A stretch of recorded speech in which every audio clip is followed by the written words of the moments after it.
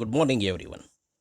Today we are going to learn a new prose that is Dr. B.R. Ambedkar. Before reading the lesson or before we come to know about B.R. Ambedkar, let us see about the author. Dr. B.R. Ambedkar has been written by Shri K.R. Venkatraman. The prose Dr. B.R. Ambedkar is an extract taken from the book The Man and His Message, written by our 8th President Shri R. Venkatraman. This was edited by Sri Sudarshan Agarwal.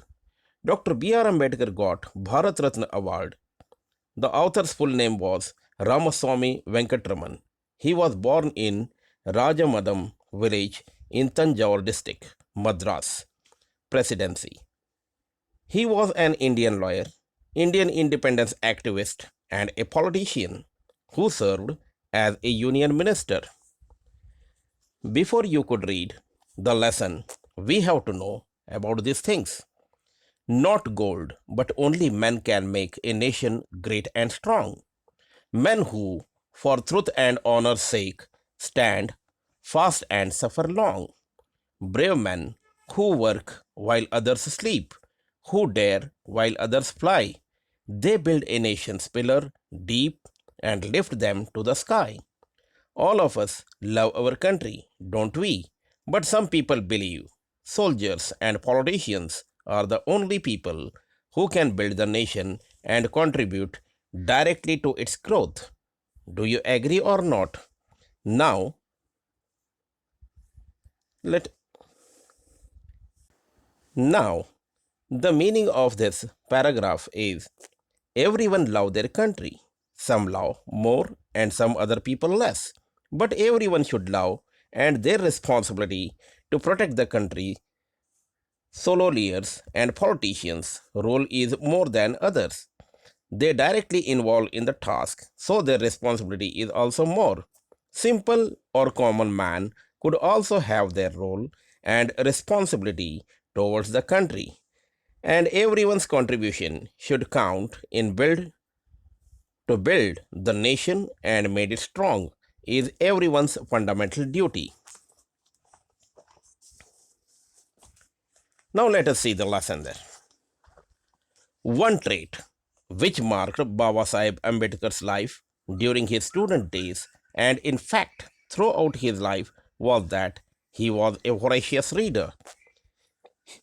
He had an insatiable thirst for books. He bought books by curtailing his daily needs. In New York, he is said to be have purchased about 2000 old books, and it is recorded that at the time of the second roundtable conference in London, he bought so many books that they had to be sent to India in 32 boxes. It is important to record here one major influence on Dr. Ambedkar. While in the USA, he was drawn to the 14th Amendment of the Constitution of the USA, which to the 14th Amendment of the Constitution of USA, which gave freedom to the black Americans.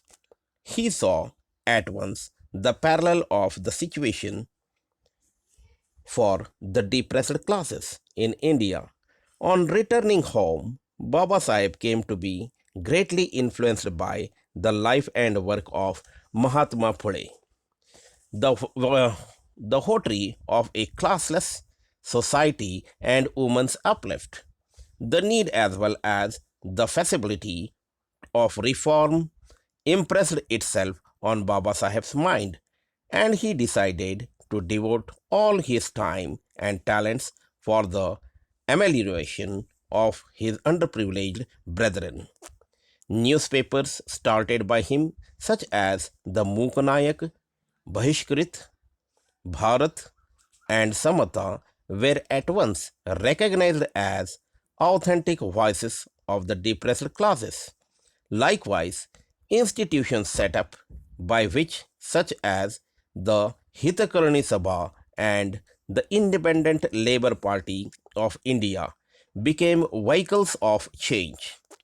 During the same period, Gandhiji was pioneering his epic reform of Indian society, which included the uplift of depressed classes, whom Gandhiji had termed Harijans.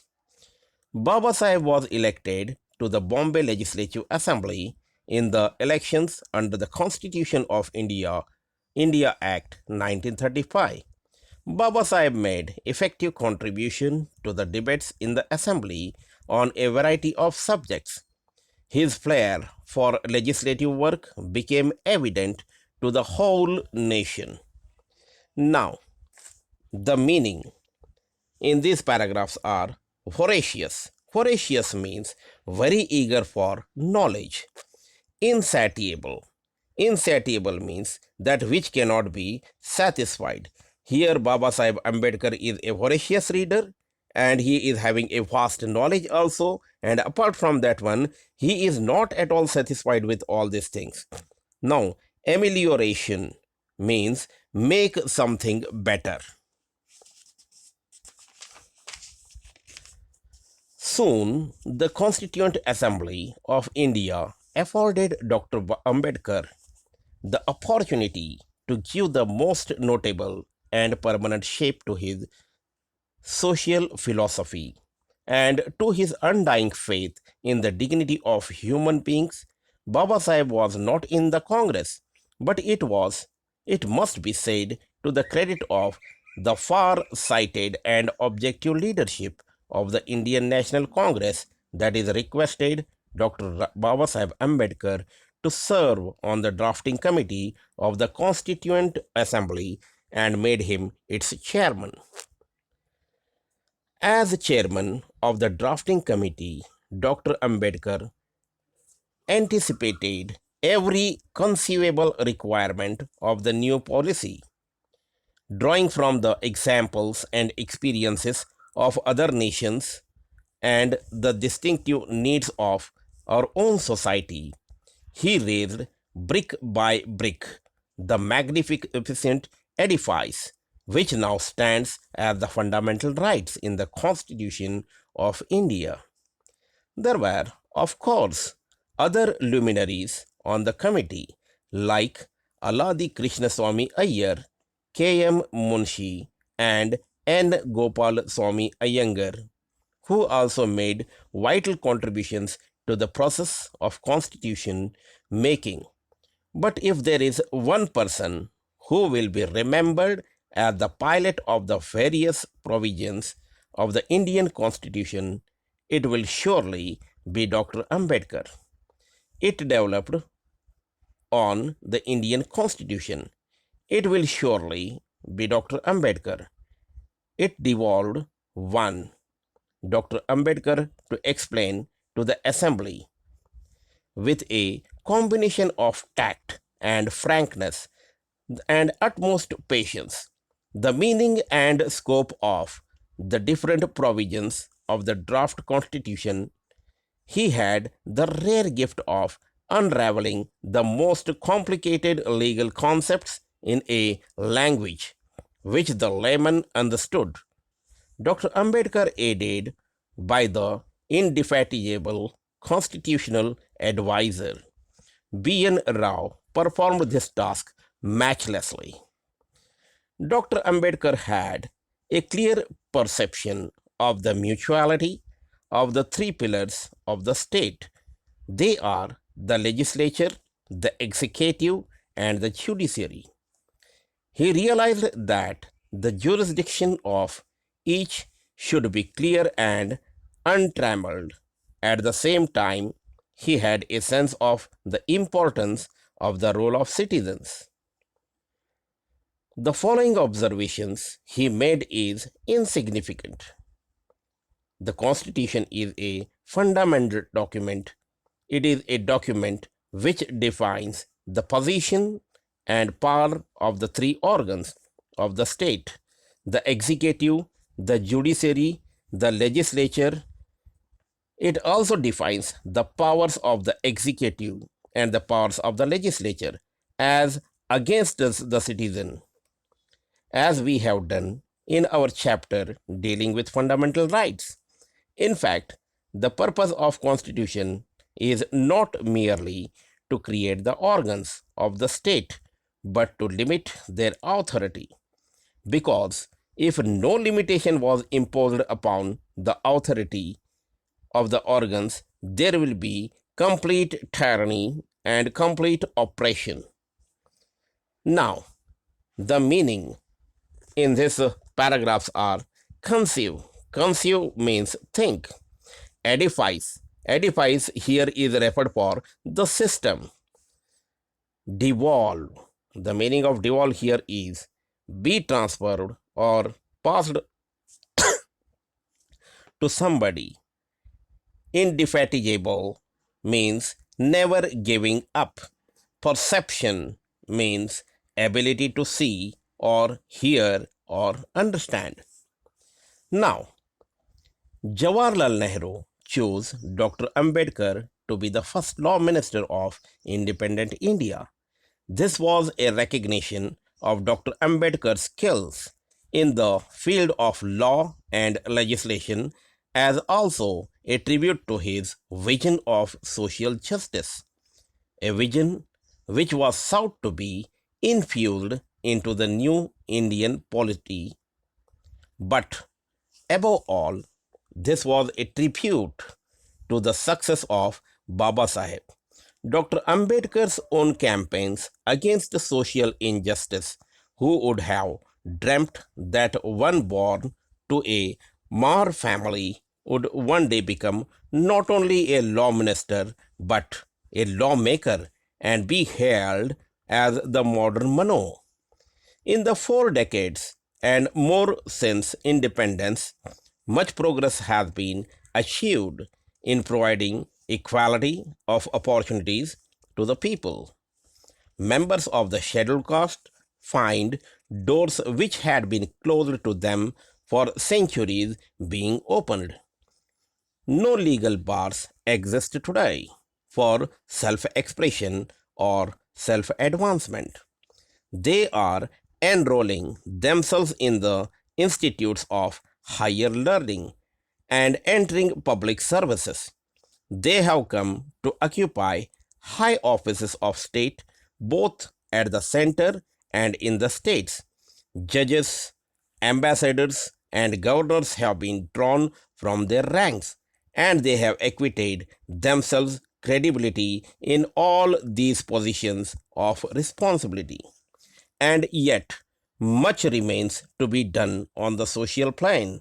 The annual reports of the Commissioner for Scheduled Caste and Scheduled Tribes list several violations of the law and several instances where now, withstanding the statute book, members of the scheduled caste have been discriminated against. Baba Sahib Ambedkar's works will be truly complete only when social discrimination is completely eliminated from our society. Baba Sahib Ambedkar always stressed the importance of constitutional methods to achieve social objectives in an interesting observations. He once described the methods of civil disobedience, non cooperation, and satyagraha as the grammar of anarchy. The observations of assumes importance in the context of public agitation in free India. It is one thing to utilize these methods in a struggle against an alien power. The right to rebellion is recognized against government without people's consent, be it alien or national dictatorship, but not in a democracy based on free and fair elections. Misdirected and volatile, such agitations invariably results in the loss of lives and public property. About 2500 years ago, the Buddha had questioned the caste divisions in India. He said, the only valid divisions are the divisions between those who are noble and wholesome and those who are ignoble and unwholesome. The Tamil poetess Avvai had said similarly that there are only two castes in the world, namely the charitable, who give and are superior, and the misers who do not and are therefore inferior. Throughout the course of Indian history, great sages and saints exposed the hollowness of these divisions and sought to bring all the communities of India together in a creative partnership. But caste, by virtue of its power structure, showed itself to be firmly entrenched under the policy of divide and rule. The British rulers exaggerated caste distinctions and divided the people of India further to strengthen their hegemony over us.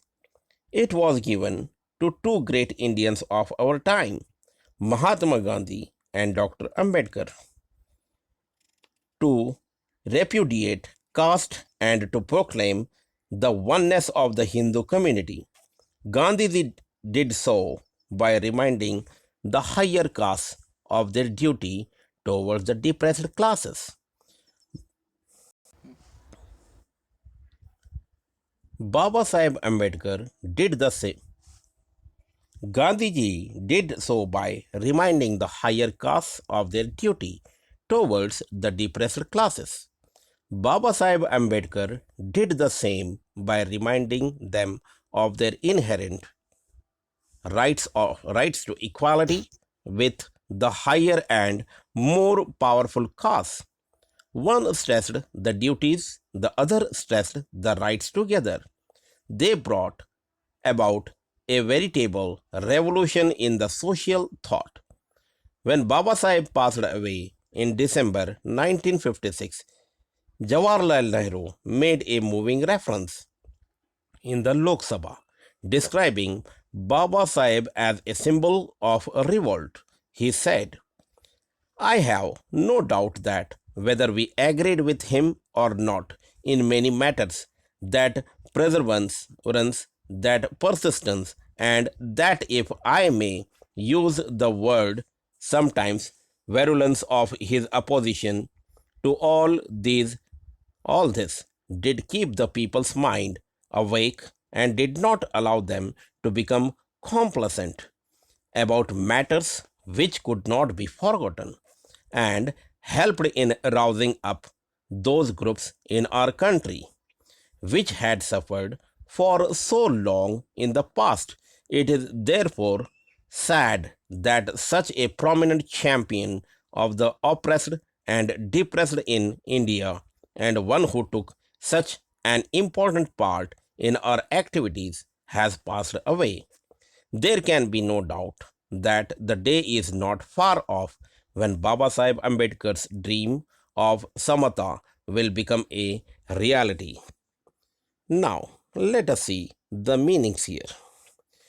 Tyranny. The meaning of tyranny is cruel, unjust, or oppressive rule. Oppression. Oppression here means bad rule or cruelty or injustice. Statute means law. Acquitted means let free. Eliminated means removed. Entrenched meaning deeply rooted. Hegemony means controlled by one country or organization.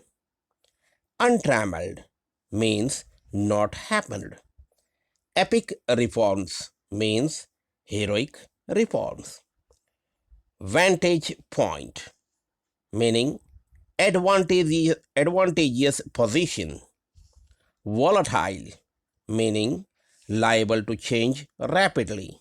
Wholesome means good for one's health or one being. Virulence meaning being harmful, deadly. Complacent means calmly satisfied with oneself. Now, let us see the brief summary of this lesson. We can recognize one important character in Balasaheb Ambedkar, that is, his love about books. He was very eager for knowledge and reading books throughout his life. He was fond of books that we can see by two incidents. One was he purchased 2000 old books in New York and he brought 32 boxes of books at the time of second round table conference from London. For this he was reduced his daily needs. When he was in USA, the black Americans got freedom by 14th Amendment of them Constitution. He was very much influenced by this and think about depressed classes in India. He was greatly influenced by the life and work of Mahatma Phule. At that time, Phule was working about a classless society and women's upliftment. Baba Sahib decided to devote all his time and talents to improve the conditions of underprivileged people in our country. For this, he started newspapers like Muknayak, Bahishkrit, Bharata, and Samata. All these were the authentic voices of the depressed classes. Hitakarni Sabha was set up by him and the Independent Labour Party of India became the vehicles of the change. Meanwhile, Gandhiji was pioneering his reforms of Indian society, especially the upliftment of depressed classes, and he called them as Harijans. According to the Constitution of Indian Act 1935, Baba Sahib was elected to Bombay Legislative Assembly. He made effective contributions to the debates in assembly on a variety of subjects, and he became the evident to the whole nation. The Constituent Assembly of India afforded Dr. Babasaheb Ambedkar and requested to serve on the drafting committee as a chairman. Though he was not in the Congress, though he was not in the Congress, this is because of his far-sightedness and objective leadership. Dr. Ambedkar, as the chairman of the drafting committee, anticipated means expected very conceivable requirement of the experiences of other nations and the needs of other society. He raised brick by brick and constructed the beautiful constitution to India. Now it stands as fundamental rights. For his support, other intellectual persons also contributed their skills. There were Aladi Krishna Swami Iyer, K.M. Munshi, and N. Gopalaswamy Iyengar. No doubt that Ambedkar was the pilot of magnificent task. Dr. Ambedkar was to explain to the assembly with a combination to tact from frankness and utmost patience. He had a rare gift of unrevolving the most complicated legal concepts in a language. B.N. Rao had the quality of never giving up the task, was the advisory committee member who performed this task matchlessly. Dr. Ambedkar had a clear perception of the three pillars of state, such as the legislature, the executive, and the judiciary. The jurisdiction of each should be clear and not to be restricted. He was known the importance of the role of citizens. He made some significant observations. The Constitution is a fundamental document. This defines the position and power of the three organs of the state. It also defines the powers of the executive and legislature as against the citizens.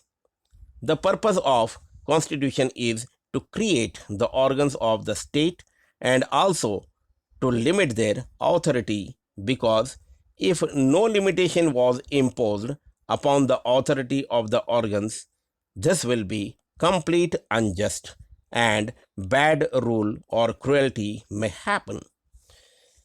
Jawaharlal Nehru, the first Prime Minister of independent India, chose Dr. Ambedkar to be the first Law Minister. This was a recognition of Dr. Ambedkar's skill in the field of the law legislation.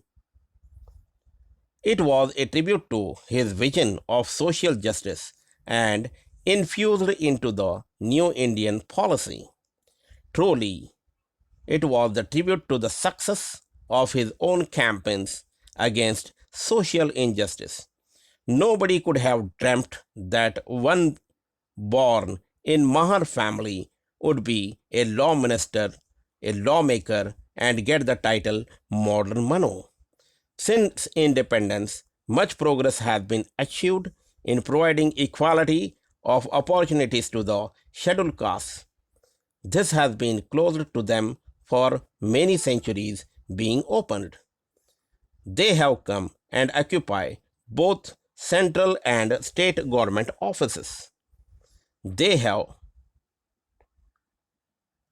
uh, offices, judges, ambassadors, etc. They have acquitted themselves in the major positions of responsibility. Much remains yet to be done in the social plane. The annual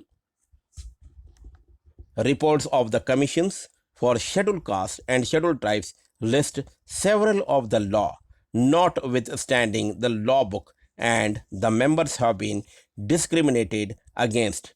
When the social discrimination is completely eliminated from the society, then Ambedkar's work will be really complete.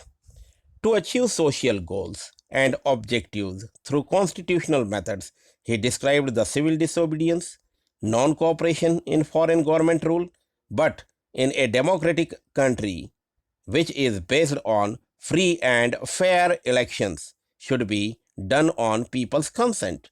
If not, such agitations invariably results in the loss of life and public property.